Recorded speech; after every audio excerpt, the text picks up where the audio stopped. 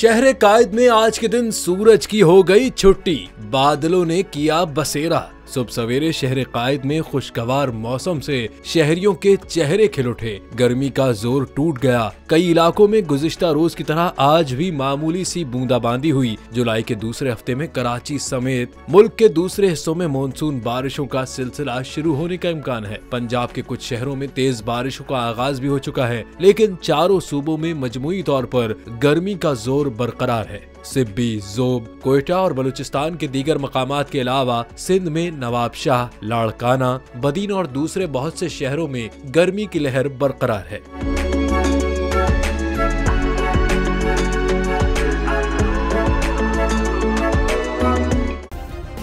Subscribe करें और bell दबाएं ताकि कोई खबर रह न जाए।